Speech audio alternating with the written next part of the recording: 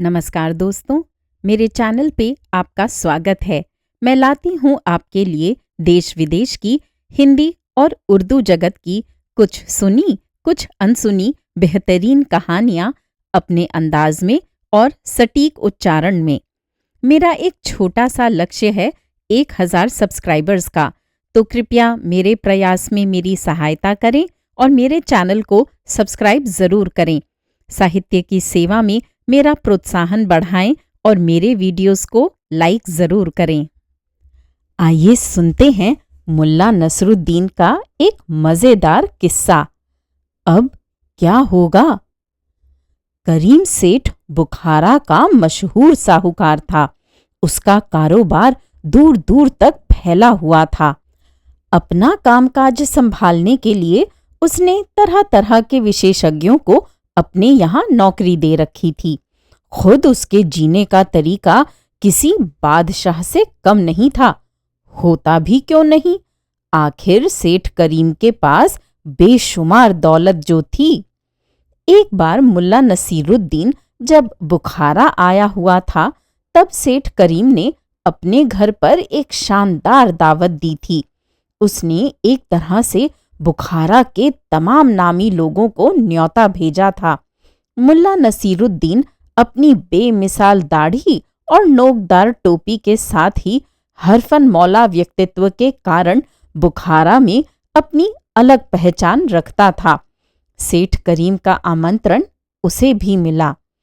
दावत से ठीक एक दिन पहले सेठ करीम ने उसकी तैयारियों के लिए विचार विमर्श की जरूरत महसूस की और कुछ चुनिंदा लोगों को इस विचार विमर्श के लिए बुलाया। इन चुनिंदा लोगों में मुल्ला नसीरुद्दीन का नाम भी शामिल था। मुल्ला को जब सेठ करीम का ये बुलावा मिला तो वह चकरा सा गया। आखिर सेठ करीम ने उसे विचार विमर्श के लिए क्यों बुलाया है? ये तो उसका बिल्कुल निजी मामला है। जिसे चाहे बुलाए और जो चाहे खिलाए। आखिर दावत वह दे रहा है, उसमें भला मेरी सलाह की जरूरत कहाँ से आन पड़ी? मुल्ला ने मन ही मन फैसला किया, मैं तो हरगिज नहीं जाऊंगा। ऐसा विचार कर मुल्ला नसीरुद्दीन ने अपना चोगा पहना, घेरेदार सलवार पहनी और नोकदार टोपी पहनकर अपनी दाढ़ी सहलाते हुए बाजार की तरफ निकल गया। बाजार पहुंचकर मुल्ला को वहां कुछ अजीब सा लगा। उसने देखा कि बाजार में छोटी दुकानें तो खुली हुई हैं, मगर बड़ी दुकानें बंद हैं। बाजार में चहल पहल की कमी थी। दाएं बाएं देखता हुआ मुल्ला अपनी आदत के अनुसार दाढ़ी सहलाता हुआ चला जा रहा था। रास्ते में उसने दो दोस्तों को बातें करते जाते देखा। दोनों मुल्ला नसीरुद्दीन से महज 2 कदमों की दूरी पर चल रहे थे। उनमें से एक कह रहा था, मेरी मान, जब तुझे सेठ करीम ने विचार के लिए बुलाया है तो चला ही जा।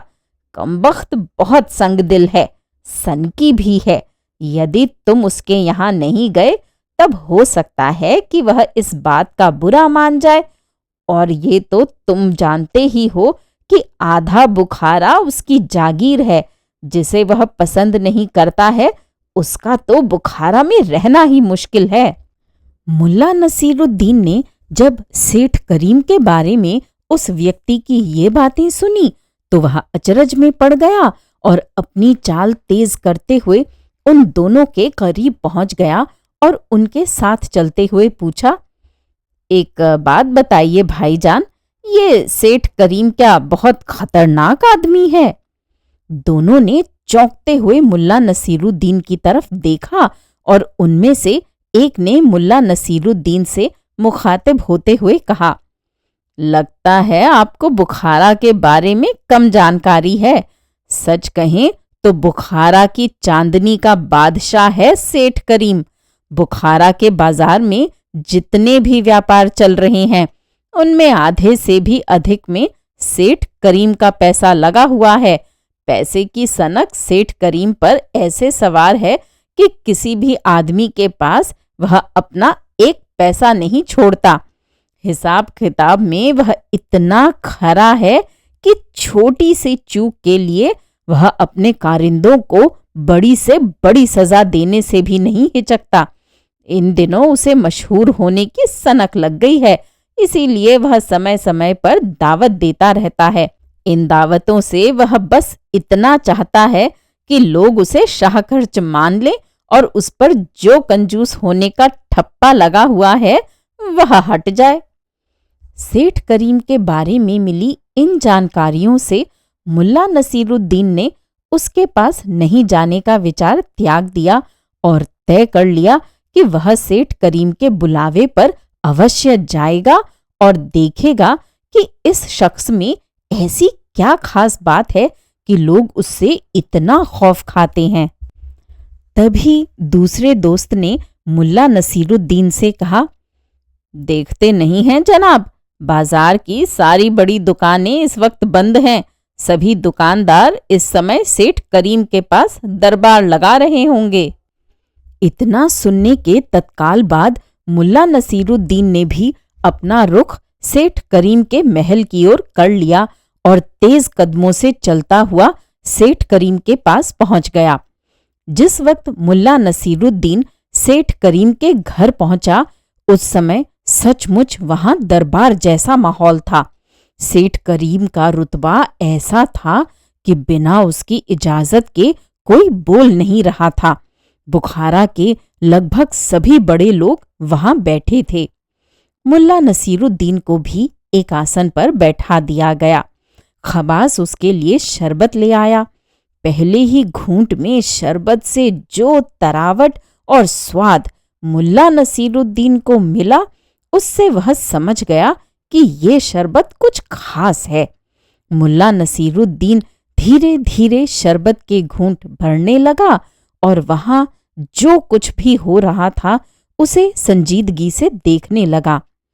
मुल्ला जब बाजार से सेठ करीम के घर की ओर चला था, तब उसने मन ही मन फैसला कर लिया था कि वह सेठ करीम को उसके दोहरे चरित्र से निजात दिला कर रहेगा। इसलिए वह वहां अपने लिए उचित अवसर की तलाश में था। सेठ करीम उस समय दावत की तैयारियों में होने वाले खर्चों का हिसाब करने में लगा था। उसका लेखाकार उसे हिसाब दिखा रहा था। कागज के एक लंबे टुकड़े पर फहरिस्त बनी थी, जिस पर व्यय का ब्यौरा लिखा था। सेठ करीम को उस ब्यौरे में कोई त्रुटि दिखी और वह बिगड़कर लेखाकार की फजीहत करने लगा। अरे, तुम पर इतने बड़े कारोबार का दारोमदार है और तुम ऐसी गलतियां करते हो। दावत पर तो कुछ लाख का खर्च है और तुम्हारी इस चूक से कुछ हजार का ही नुकसान हो सकता है, मगर तुमने ऐसी गलती कारोबारी खाते में कर डाली तो नुकसान करोड़ों का भी हो सकता है। लेखाकार थर थर कांप रहा था। उसके मुंह से शब्द नहीं फूट रहे थे। सेठ करीम का गुस्सा 7वें आसमान पर था। वह चीखा, तुम जैसे कामचोरों को सजा मिलनी ही चाहिए। इसके बाद उसने उपस्थित लोगों से कहा, भाइयों, आप लोग भी आकर इस लेखाकार की करतूत इस फहरिस्त में देख लें। मेरे बारे में सभी जानते हैं कि मैं शाहखर्च आदमी हूं, मगर हिसाब किताब में बहुत पक्का हूं। थोड़ी भी गफलत मुझे बर्दाश्त नहीं है। उसकी ये बात सुनकर भी सभी अतिथि अपनी जगह पर बैठे रहे। कोई अपनी जगह से हिला नहीं, मगर मुल्ला नसीरुद्दीन के मुंह से अनायास ही निकला, देखना क्या है, 3 का 5 हो गया होगा। नसीरुद्दीन की ये बात सेठ करीम ने सुन ली। संयोग था कि उसके पास लेखाकार ने जो फहरिस्त प्रस्तुत की थी, उसमें एक स्थान पर 3 के स्थान पर 5 लिखा गया था और इसके कारण एक बड़ी रकम गफलत में पड़ गई थी। सेठ करीम ने आवाज की दिशा में अपना सिर घुमाया और पूछा, ये किसकी आवाज थी? मुल्ला नसीरुद्दीन ने अपनी दाढ़ी सहलाते हुए कहा, मेरी। सेठ करीम ने मुल्ला नसीरुद्दीन से कहा, आपने तो चकित कर दिया जनाब। आपने बजा फरमाया। इस नामुराद ने 3 की जगह 5 लिखकर घपला किया है और खुदा का शुक्र है कि ये पकड़ा गया। आप इतनी दूर क्यों हैं जनाब? आइए मेरे पास बैठिए। मुल्ला नसीरुद्दीन दूर से ही उस दरबार का जायजा लेना चाहता था, इसलिए उसने अपनी जगह पर बैठे बैठे ही कहा, चकित होने की जरूरत नहीं है, मैंने तो एक मुहावरा कहा था। नहीं जनाब, हम भी पारखी हैं, आप आकर हमारे करीब बैठिए, आपकी जगह तो यहाँ है, मेरे पास। सेठ करीम ने अनुनय करते हुए कहा। मुल्ला नसीरुद्दीन के पास अब कोई चारा नहीं रह गया, इसलिए वह अपने स्थान से उठा और सेठ करीम के पास जाकर बैठ गया। सेठ करीम ने मुस्कुराते हुए पूछा, जनाब का नाम जान सकता हूं? मुल्ला नसीरुद्दीन ने कहा। नसीरुद्दीन। सेठ ने नाम दोहराया। नसीरुद्दीन। फिर कहा, कहीं मुल्ला नसीरुद्दीन तो नहीं? हाँ वही, संक्षिप्त सा उत्तर दिया मुल्ला नसीरुद्दीन ने। वह जनाब, खूब मिले, आपके बारे में जैसा सुना था वैसा ही पाया, सेठ करीम ने खुश होते हुए कहा। अभी तो पास बुलाया है, पाया कहाँ? मुल्ला नसीरुद्दीन ने दाढ़ी सहलाते हुए कहा। पाया नहीं तो पा भी लेंगे, सेठ करीम ने हंसते हुए कहा। मैंने जो चाहा है उसे पाया भी है। खुशी हुई जानकर, मुल्ला नसीरुद्दीन ने कहा, मगर मैं अभी किसी की चाहत के रूप में शुमार नहीं किया गया। इतना कहने के बाद मुल्ला नसीरुद्दीन हंसने लगा। सेठ करीम भी मुल्ला नसीरुद्दीन के साथ हंसने लगा था। उसकी हंसी रहस्यमयी थी, जिससे ये जाहिर नहीं हो रहा था कि ये हंसी प्रसन्नता की हंसी है या कटाक्ष की। मुल्ला नसीरुद्दीन को अपने पास बैठाकर फिर से लेखाकार की तरफ मुखातिब हुआ। हाँ, तो तुम क्या समझ रहे थे कि तुम्हारी ये जालसाजी पकड़ी नहीं जाएगी? मूर्ख, इस तरह की गड़बड़ी मैं सबसे पहले पकड़ता हूं। अब तुम सजा पाने के लिए तैयार हो जाओ, सेठ करीम ने बेहद ठंडे स्वर में लेखाकार से कहा। सजा का नाम सुनते ही लेखाकार की पेशानी पर पसीने की बूंदें छलक पड़ी। वह थर-थर कांपते हुए घुटनों के बल खड़ा हो गया और सेठ करीम के सामने गिड़गिड़ाने लगा। हुजूर, लेखा में कलम की चूक के लिए मैं शर्मिंदा हूँ, मगर सरकार, ये गलती किसी गोलमाल के इरादे से नहीं की गई है, मुझे माफ कर दें। गिड़गिड़ाते लेखाकार को देखकर सेठ के चेहरे पर क्रूरता का एक अजीब सा भाव उभर आया और उसने सांप की तरह फुफकारते हुए कहा, सेठ करीम ऐसी गलतियों के लिए माफी नहीं दिया करता, सजा तो तुम्हें मिलेगी ही। ये लो अपनी फहरिस्त। सेठ करीम ने कागज का वह लंबा टुकड़ा जिस पर हिसाब लिखा हुआ था लेखाकार की तरफ बढ़ाया। लेखाकार ने कागज का वह टुकड़ा सेठ से ले लिया। सेठ करीम ने कागज लेखाकार को थमा देने के बाद अपनी सुरक्षा के लिए तैनात लठैत को इशारा करके बुला लिया और लेखाकार को देखकर मुस्कुराया। बड़ी जहरीली थी उसकी मुस्कान। मुस्कुराते हुए सेठ करीम की तरफ वहां बैठे तमाम लोग देख रहे थे। सबको सांप सूंघ गया था। कोई समझ नहीं पा रहा था कि अब क्या होगा। सेठ करीम की धन लोलुपता और क्रूरता के तरह तरह के किस्से उन लोगों ने सुन रखे थे। थोड़ी देर के सन्नाटे के बाद सेठ करीम ने गूंजती आवाज में कहा, लेखाकार, तुमने अक्षम्य भूल की है। तुम्हारी आसान सजा ये है कि तुम अपने हाथ के कागज को इन तमाम लोगों के सामने चबाकर खा जाओ, और कठिन सजा ये है कि इस लठैत से 50 लाठियों की बख्शीश अपने बदन पर लो। दोनों सजा में से एक सजा तुम्हें चुननी है। ये तुम्हारे ऊपर है कि तुम अपने लिए कौन सी सजा चुनते हो। सेठ करीम इतना रहमदिल है कि किसी से अपनी बात जबरन नहीं मनवाता। यहाँ तक कि सजा भी मुंह मांगी देता है। लेखाकार के पास कोई चारा नहीं था। उसने अपने लिए कागज खाने की सजा चुन ली। सबके सामने वह कागज के टुकड़े मुंह में रखता और उन्हें धीरे धीरे चबाकर निगल जाता। यह एक श्रम साध्य और कष्टप्रद प्रक्रिया थी जिससे लेखाकार गुजर रहा था। अंततः सारा कागज निकलकर लेखाकार ने सेठ करीम की तरफ देखा, मानो पूछ रहा हो, अब क्या आज्ञा है हुजूर? सेठ करीम ने उसकी तरफ देखते हुए कहा, अब तुम दफा हो जाओ, यहां कभी नजर आए तो लठैतों के हवाले कर दिए जाओगे।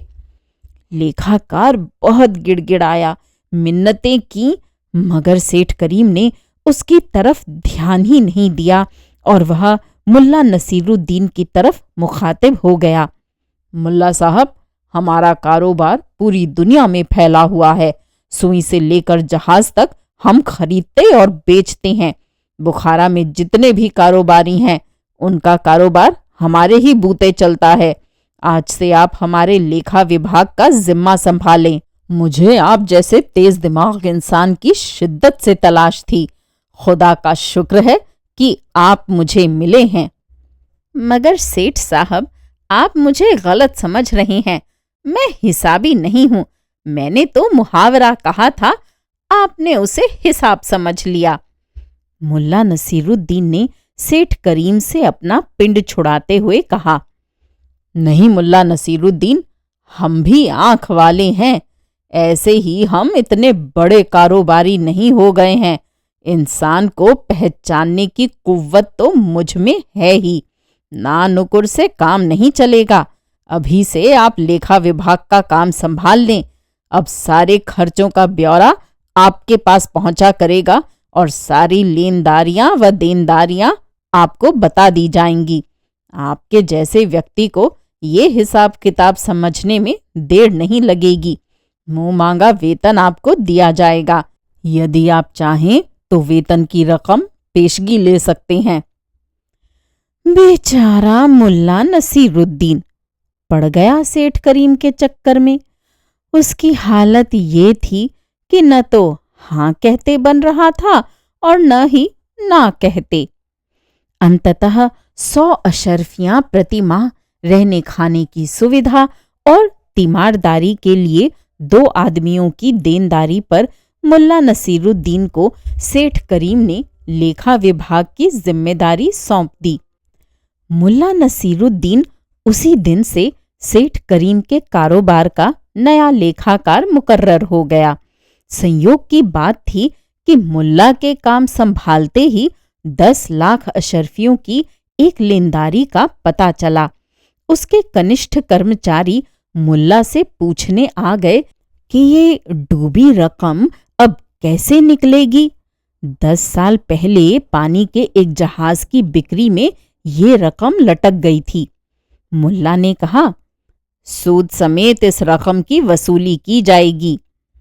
मुल्ला का ये आदेश कर्मचारियों पर भारी पड़ा। वे आपस में विचार करने लगे कि एक तो डूबी रकम का पता चला, ऊपर से खुश होने की जगह ये मुल्ला दाढ़ी सहलाते हुए बोल रहा है कि सूद समेत बकाये की वापसी होनी चाहिए। प्यादे दौड़ाए गए मगर कोई फायदा नहीं हुआ। जहाज का मालिक बुखारा में ही रहता था, मगर 10 महीनों से जहाज के साथ निकला हुआ था। कब लौटेगा किसी को पता नहीं। यही सूचना ला सके प्यादे। मुल्ला नसीरुद्दीन ने अनुमान लगाया, पानी के जहाज से कहीं भी जाने में 5-6 महीने लगते हैं और आने में भी 5-6 महीने। तो ये कारोबारी जो 10 महीने से बाहर है, अब लौटने वाला है। एक दिन सेठ करीम के सामने मुल्ला नसीरुद्दीन ने उस डूबी रकम की चर्चा छेड़ दी। सेठ करीम ने समझा कि मुल्ला नसीरुद्दीन के कमाल से ही इस डूबी रकम का पता चल पाया है। इसलिए उसने मुल्ला नसीरुद्दीन से कहा, मुल्ला साहब, ये रकम भी आप ही वसूलें। किसी और के बूते की बात नहीं कि डूबा पैसा निकाल लाए। सबके सब काहिल हैं, इन्हें बस पगार समय पर चाहिए। सेठ करीम के पास बैठा मुल्ला नसीरुद्दीन अपनी दाढ़ी सहलाता रहा। सेठ करीम वहां से उठकर चला गया। तब भी मुल्ला नसीरुद्दीन वहीं बैठा अपनी दाढ़ी सहलाता रहा। दरअसल उस वक्त मुल्ला नसीरुद्दीन ये सोच रहा था कि जहाजी लोग बहुत दिलदार होते हैं। राजा महाराजाओं के साथ व्यापार करने के कारण उनमें राजा महाराजाओं वाले गुण भी आ जाते हैं। जहाजी जब घर लौटता है तब इफरात पैसा कमा चुका होता है। यदि समय पर उससे मिल लिया जाए तो सेठ करीम के पैसे भी वापस आ जाएंगे और ब्याज के रूप में कुछ रकम और मिल जाएगी। मुल्ला नसीरुद्दीन ने दूसरे दिन ही अपने सभी सहयोगियों को बुलाकर कहा, जहाज वाले से पैसे वसूलने मैं जाऊंगा, ब्याज भी वसूलना मेरा काम होगा। तुम लोग सिर्फ इतना करो कि जहाजी के लौटने की खबर मुझको मिल जाए, इसकी व्यवस्था करो। अभी 10-12 दिन ही बीते थे कि एक दिन मुल्ला नसीरुद्दीन को उस जहाजी के आने की सूचना मिल गई और मुल्ला नसीरुद्दीन दाढ़ी सहलाते हुए बिना वक्त गंवाए जहाजी के मकान की तरफ पैदल ही चल पड़ा। रास्ते में उसने एक गधा किराए पर लिया और 2 खाली बोरियां भी खरीद लीं। जब मुल्ला नसीरुद्दीन जहाजी के मकान पर पहुंचा तब वहां बेशकीमती सामानों की बोरियां करीने से सजाई जा रही थीं। मुल्ला नसीरुद्दीन ने जहाजी को अपना परिचय सेठ करीम के खजांची के रूप में दिया और कहा, हमारी 10 लाख अशर्फियों से 1 करोड़ अशर्फियां बनाई हैं आपने, और फिर 1 करोड़ से 3 करोड़ और 3 करोड़ से 9 करोड़ बनाकर 9 महीने में चले 10 महीने 12 दिन में पहुंचे हो। अब कर दो हमारा हिसाब, नहीं तो बादशाह जान जाएगा तुम्हारा हिसाब। मुल्ला नसीरुद्दीन की बात सुनकर जहाजी चकरा गया। ये सच था कि जब वह यहां से चला था तो जहाज पर 10 लाख अशर्फियों का माल ही लादा गया था और 1 करोड़ में उसकी बिक्री हुई थी। फिर उसने 1 करोड़ का माल जहाज पर लादा जिसकी बिक्री 9 करोड़ में हुई।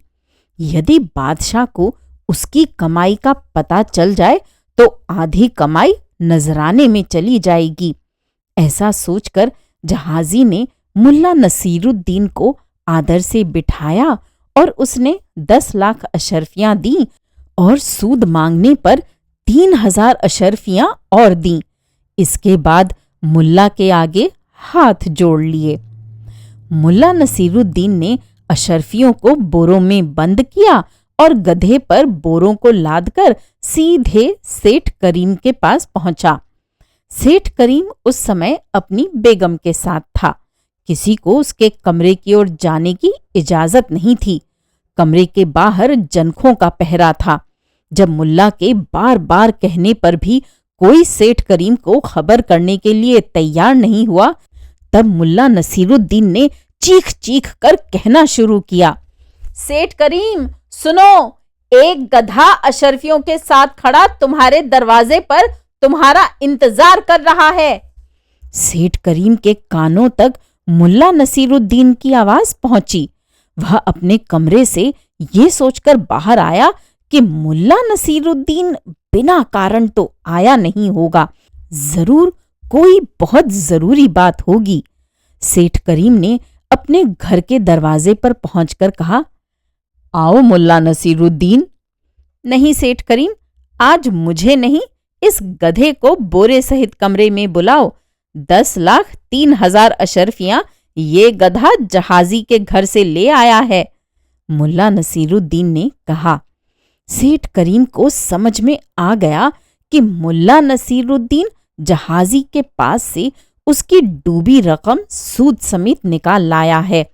नसीरुद्दीन के इशारे पर वह गधे को कमरे में ले गया और अशर्फियों से भरी बोरियां उतारकर गधे को वापस लेकर मुल्ला नसीरुद्दीन के पास आया। मुल्ला नसीरुद्दीन ने गधे की लगाम थामते हुए सेठ करीम से कहा, सेठ, मुझे अभी 2 अशर्फियां दे दो, 1 अशर्फी गधे का किराया और 1 अशर्फी की दोनों बोरियां। अरे, गधे का भाड़ा अशर्फियों में? 1 अशर्फी में 2 बोरियां तो महंगी हैं। सेठ करीम ने चौंक कर पूछा। मुल्ला नसीरुद्दीन ने अपनी दाढ़ी सहलाते हुए कहा, भाड़ा गधे का नहीं सोचता मैं तो देखता हूं कि गधे को भाड़े पर किसने लिया है। मुल्ला नसीरुद्दीन नाम है मेरा, हर काम का मेरा अपना तरीका है। सेठ करीम ने विनम्रतापूर्वक कहना शुरू किया, अरे मुल्ला साहब, आप तो नाराज हो गए। ये लीजिए 2 अशर्फियां। मैं भला आपको नाराज कर सकता हूं? ये डूबी रकम निकाल लाने और 3000 अशर्फियां अधिक लाने का इनाम भी तो आपको मिलना ही चाहिए। कल आप अपना हिसाब किताब देख लें। आपकी जो लेनदारी होगी वह, और अपनी तरफ से जो देना होगा वह भी मैं कल दे दूंगा। मुल्ला नसीरुद्दीन 2 अशर्फियां लेकर वहां से चल दिया। गधे वाले को उसने 1 अशर्फी दी तथा 1 अशर्फी अपनी जेब के हवाले कर गधे वाले की दुआएं लेता हुआ अपने घर लौट आया। दूसरे दिन मुल्ला नसीरुद्दीन एक बड़ी सी रोटी लपेटकर कांख में दबाए सेठ करीम के पास पहुंचा। सेठ करीम ने मुल्ला नसीरुद्दीन का ये अंदाज देखा तो उससे पूछा, क्या बात है मुल्ला साहब, आपने कांख में क्या दबा रखा है? सेठ साहब, ये है मेरा हिसाब लेनदारियों का। आप हिसाब किताब में कोई गलती बर्दाश्त नहीं करते और आदमी है गलतियों का मजमुआ। आखिर मैं भी आदमी ही हूं। मैंने सोचा कि गलती मुझसे भी हो सकती है, इसलिए अपना हिसाब मैंने रोटी पर तैयार किया है। क्या पता कि गलती निकल ही आए। मुल्ला नसीरुद्दीन ने कहा। क्या मतलब? सेठ करीम ने पूछा। मतलब ये कि लेखाकार को आपने एक गलती पर कागज का पुलिंदा निगलने की सजा सुनाई थी। मैं कागज नहीं खा सकता, इसलिए मैं रोटी पर हिसाब लिख लाया हूं, मुल्ला नसीरुद्दीन ने कहा। सेठ करीम को मुल्ला के इस कथन से बड़ी ग्लानि हुई। उसने उस दिन ही लेखाकार को नौकरी पर बुला लिया और मुल्ला नसीरुद्दीन को 3000 अशर्फियां देकर विदा किया। जब मुल्ला नसीरुद्दीन वहां से जाने लगा, तब अचानक सेठ करीम को एक झटका सा लगा कि तेज दिमाग नसीरुद्दीन अब उसका मुलाजिम नहीं है। तो उसके मुंह से निकला, अब क्या होगा? श्रोताओं, अभी आप सुन रहे थे मुल्ला नसीरुद्दीन का एक मजेदार किस्सा। उम्मीद है ये कहानियां आपको पसंद आ रही होंगी। मेरे चैनल पर आने के लिए और इन कहानियों को सुनने के लिए धन्यवाद।